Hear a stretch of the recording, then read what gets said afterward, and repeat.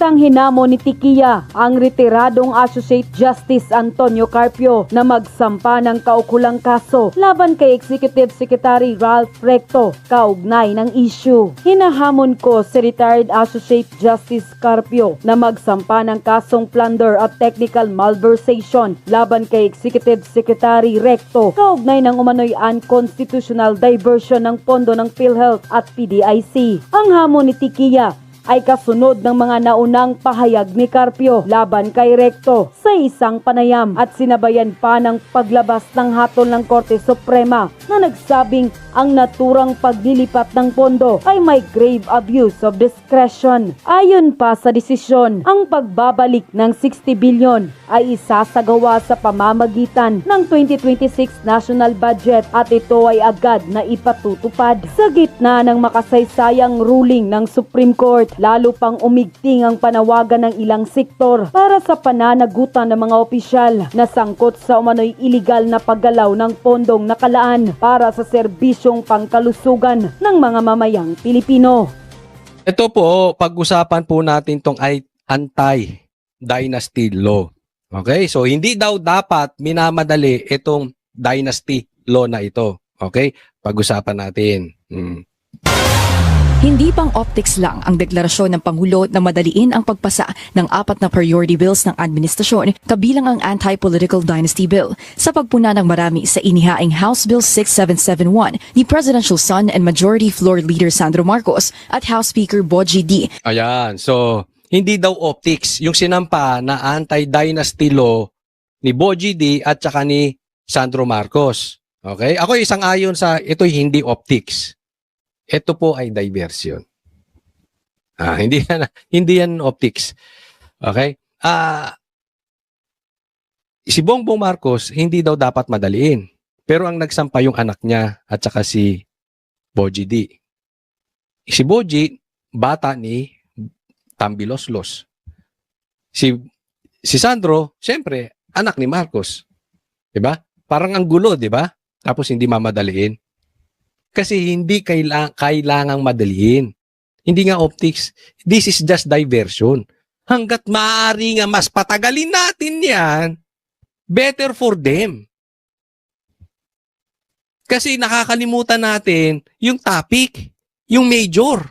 Ano ba ang major problem natin? Yung nagnakaw ng insertions, yung dinilibira ng bilyon-bilyon kada buwan. Yung ghost projects. Yun ang problema natin. Hindi itong anti-dynasty law. Ang gusto nitong anti-dynasty law, iligaw tayo. Nakapwa parehong nagmula sa mga dinastiya, nanindigan ng Malacanang na seryoso ang Pangulo sa pagsusulong ng reforma. Kaya nga po hindi dapat minamadali ang pagsasagawa ng batas. Dapat inaaral.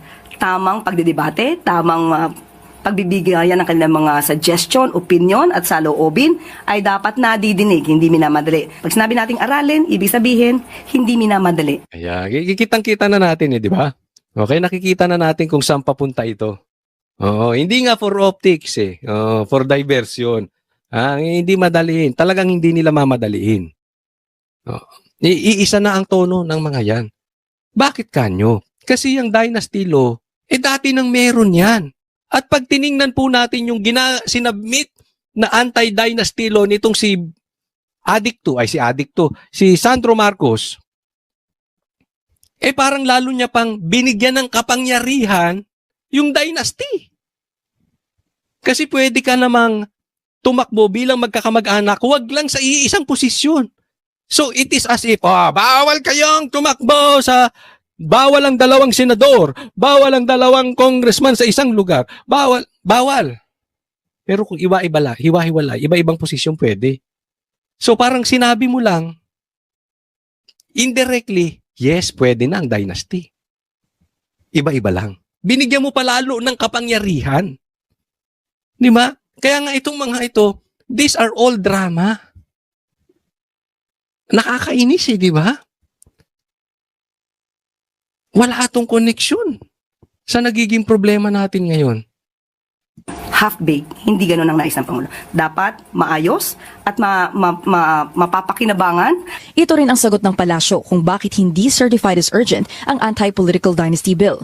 Bukod sa certify as urgent lang ang isang bill kung kinakailangan, ang pagkakaroon daw ng iba't ibang bersyon ng bill na ito at ang puna na may loopholes ang ihinahain mismo ni House Speaker ay dahilan kung bakit kailangan bigyan ng sapat na panahon ang pag-aaral dito. Bilang isa ring miyembro ng dinastiya si Pangulong Bongbong Marcos, tinanong natin ang palasyo kung hanggang saan willing magsulong ng reforma si PBBM.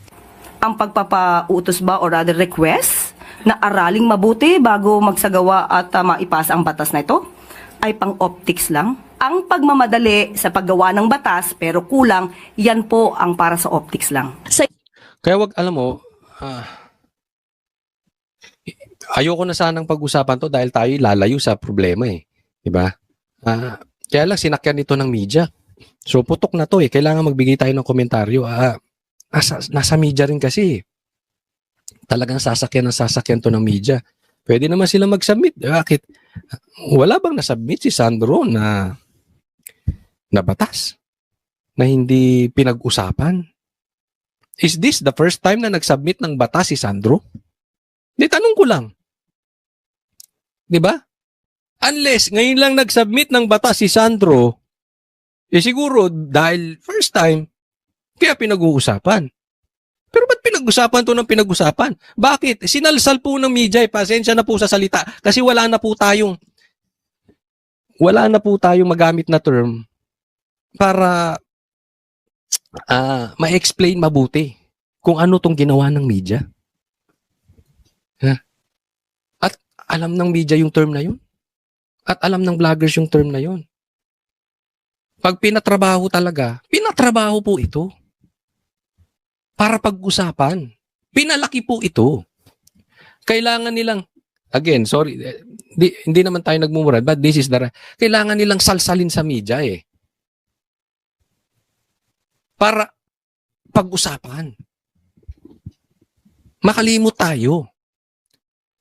For us to be distracted.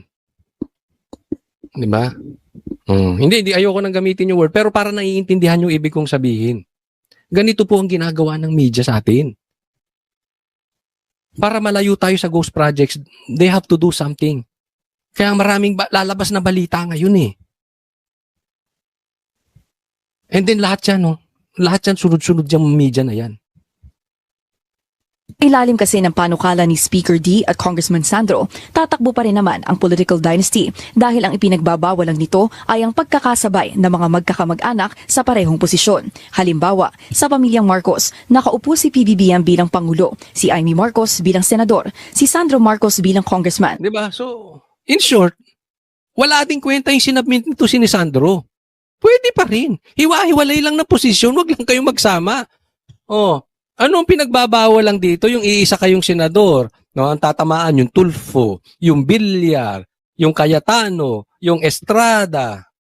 Yung mga ganun na iisang posisyon. Pero pwedeng gawa ng paraan. Yung isa congressman, yung isa congressman sa ibang distrito, yung isa, di ba? So hindi rin natin nasolusyonan tong dynasty law na ito. Paik-ik lang nito si Charis eh. Malambot talaga to.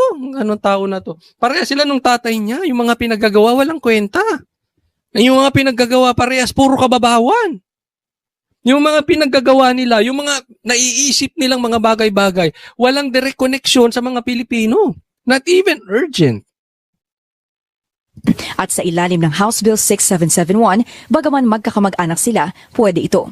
Kaya para sa mga kritiko, masyado pang maaga para pumalakpak sa Pangulo sa pagsusulong ng reforma. Sa harap daw kasi ng pambabatiko sa malawakang katiwalian na pumutok sa ilalim ng administrasyong ito, tunay na pagbabago ang kailangan ng tao. Yan ang tama. Buti pa si Ivy Reyes, alam. Di ba? Masyado pang maaga para sa dalaki-laki ng problema natin. Pagputuunan nyo ng pansin yung Dolomite. O yung tulay sa Davao, ang kiinin nyong mabuti. Next, ito pag-usapan natin. Maganda to. Konektado po sa katarantaduhan tong ginagawa dito. Ito, pag-usapan natin itong anti-dynasty law. Okay? So, hindi raw minamadali. So, kaya tama yung anti-dynasty law. Anti, hindi pala A-N-T-I. A-N-T-A-Y. Antay. Antay ng antay. Pag-aantayin lang tayo nitong na kalokohang dynasty law na sinasabi nito si Sandro. Pero pag-usapan natin, anong masasabi dito? Napakaganda, pakinggan po natin yung sasabihin dito nito si Senator Amy, nakalimutan ko pangalan mo. Marcos ka nga pala kasi. Senator Amy at saka si Senator Marcoleta. Supiyati yung lumalaking sunog. Hindi ba itong 4 na priority bills ay pamatay sunog? O wala namang, parang sincero naman doon? Ko alam, hindi ko maintindihan yung mga congressman nung nag-meeting tayo sa Commission on Appointments, abalang-abala. Tanong sa akin, seryoso ba yan? Seryoso ba yan? Abala yung mga congressman doon sa anti-diet. Kasi alam naman natin hindi papasok tong batas na ito dahil sino mag-a-approve niyan? Hindi mga congressman. Sila nga yung maraming kamag-anak. Even Boji D, ang daming kamag-anak sa politika. Even Marcos, ang daming kamag-anak sa politika. Kalokohan po yan, no? Yung ginagawa nito si Sandro. Dynasty. Sabi ko, ang totoo, nakapag-hearing ako, noon chairman ako, matagal akong chairman ng electoral reform. Nag-hearing kami dyan sa anti-dynasty. Ang totoo, hindi yan ang first time na magkakaroon tayo ng anti-dynasty provision. Ang tagal na yan nasa batas na yan Kaya lang doon sa dulo, merong clause. Okay, papakinig natin mamaya. Kung maalala niyo sa SK, sa Sangguniang Kabataan, meron ng provision na hindi pwedeng kamag-anak, hindi pwedeng anak, hindi pwede yung asawa or apo, at kinakailangan pamangkin, di ba, third or fourth consanguinity or affinity dun sa SK law. Pero sa kagalingan ng Pilipino, nalulusutan pa rin. Talaga naman ang dami namang sa akin walang issue. Kung magkakamag-anak naman sa politika, basta effective. Ang masama, yung magkakamag-anak kayo, tapos nagsasabuatan kayo sa pagnanakaw. Halimbawa, magpinsang kayo, tapos kayo ang dinideliveran ng pera, hindi maganda yun. Diba? Dapat, yung bilang magkakamag-anak kayo, ay kayo kagamit-gamit sa Pilipinas. Hindi ginagamit nyo ang Pilipinas. Kaya nauuwi sa definisyon mag-re-resign yung tatay na kapitan, halimbawa, pagkatapos yung asawa ang tatakbong kapitan at yung anak ang tatakbong SK. O dinalusutan na naman. Time lang. Ayun, so pareho silang hindi incumbent. Lusot na naman yun. Maraming ganyan sa maliliit na barangay, sa amin, sa mga liblib, sa tuktok ng bundok. Wala namang kamag-anak, walang hindi kamag-anak sa mga barangay na mga 500, 600 lang katao, lahat sila magpipinsan. So hindi naman mabuo yung barangay, yung sinasabing... Ako naman, sang-ayon ako para sa akin. Sang-ayon naman ako dyan sa anti-dynasty law. Huwag lang nila i-isolate ang Duterte. Kasi duda rin ako rito Posibleng tatargetin din nila ang Duterte rito.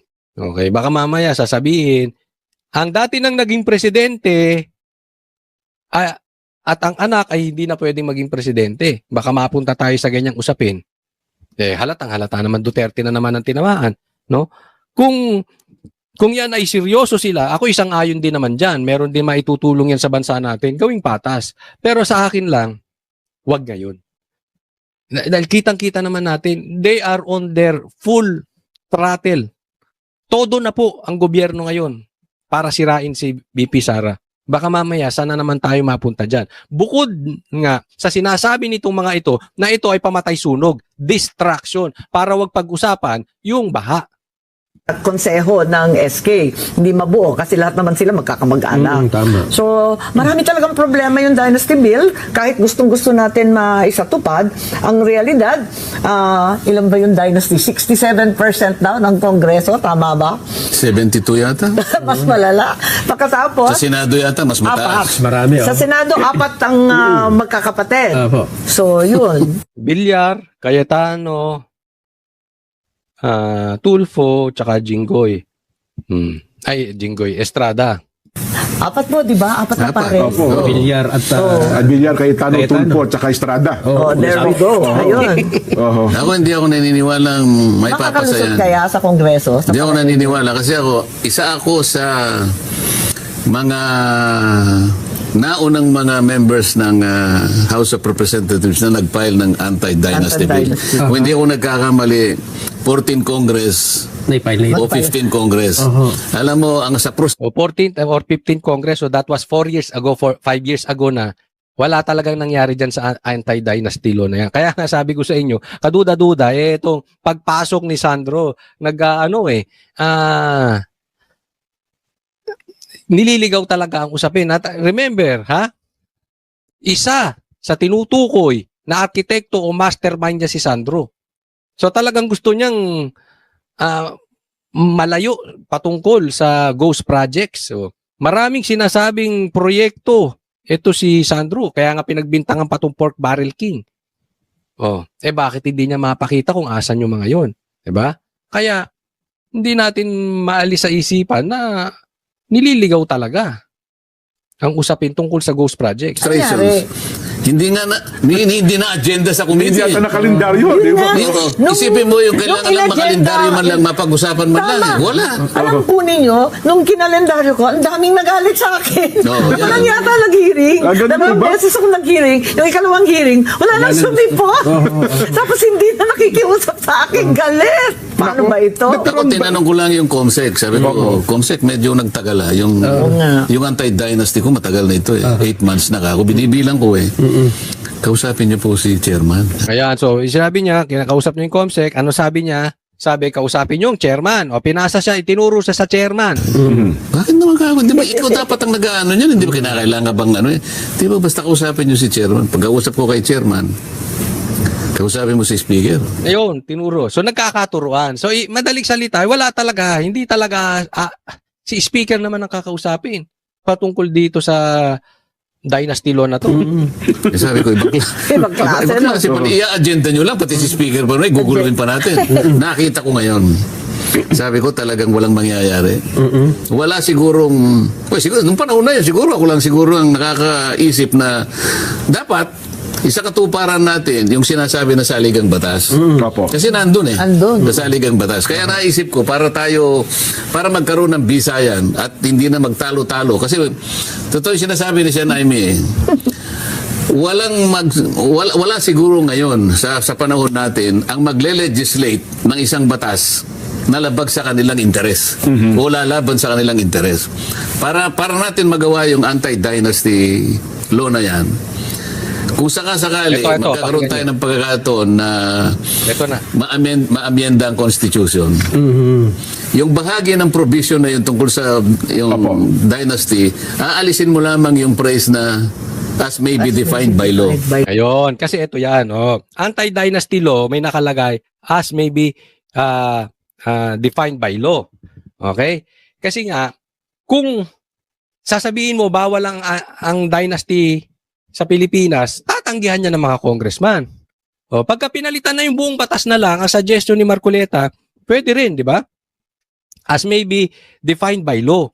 Kasi, nilagay yung as may be defined by law, kailangan ngayon magkaroon ng batas to support the dynasty law na kukuha po natin.